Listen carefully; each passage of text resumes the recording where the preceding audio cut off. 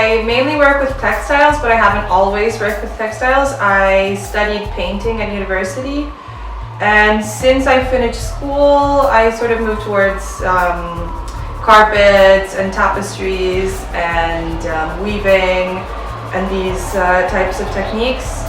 I find a lot of similarities between painting and the type of textile work that I do. It's still having a blank space, like a canvas basically. What I use is a type of canvas actually, and I fill it with whatever I want. So it's sort of between painting and sculpture for me, because you have the painting qualities of it, that it's just a flat image, but you also have so many different textures, so it also reminds me of sculptures.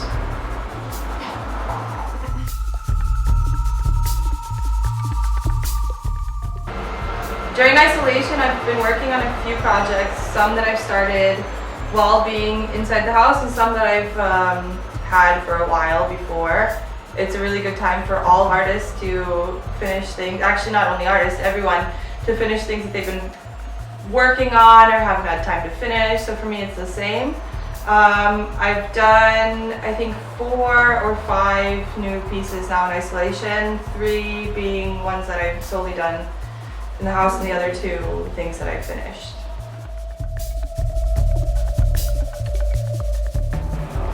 The first work I did in isolation, that I started and finished in isolation, is a large scale piece. It took me about 8 days to finish, and it is a female demon.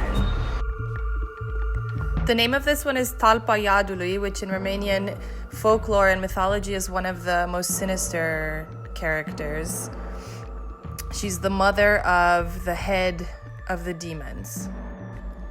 She's usually portrayed pretty dark and medieval looking, but I decided to do a more cartoonish, light-hearted version of her.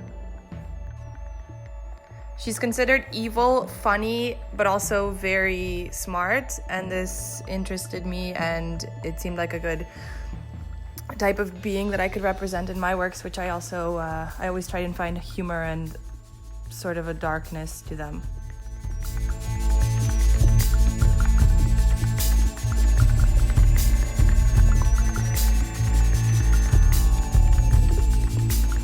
The second thing I made solely in isolation is an embroidery on an old kitchen towel. The message in French, which was sent to me by my friend Tatiana living in France, plays with the cheesy saying, "I love long walks on the beach," which translates to, avoid long walks on the beach in my work. After most beaches worldwide were closed due to the pandemic, this message is my funny version of it, while also tying it to the current situation here on Earth. I wanted the image to be kind of reminiscent of some 80s beach party poster with the palm trees and the colors.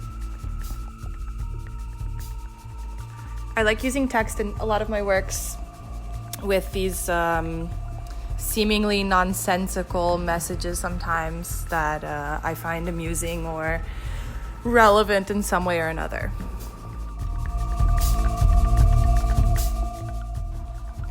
I keep seeing these types of collages posted as GIFs or sent online and used as this virtual well-wishing, which they've always been used for this purpose, but now I feel like they're being used even more since people can't meet up with each other. I use a lot of things that I find on the internet and transform them into different images, and then I make my textile pieces inspired by these things I find on the internet, and this is also one of them.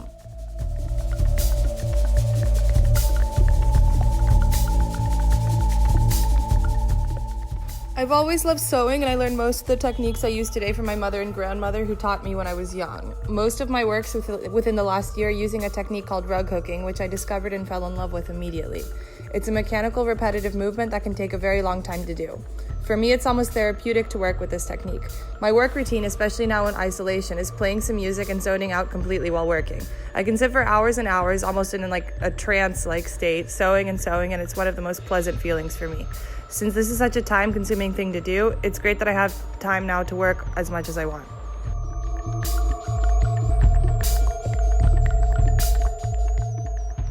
I don't think that social distancing has killed my spirit. I think it's actually a pretty healthy break for me. I was going out a lot, almost every day. I never really sat down to think about things, or at least that's how it seems. I probably was also thinking about them then, but now I feel like I have had a really sort of mental detox from the day-to-day crazy stuff that happens.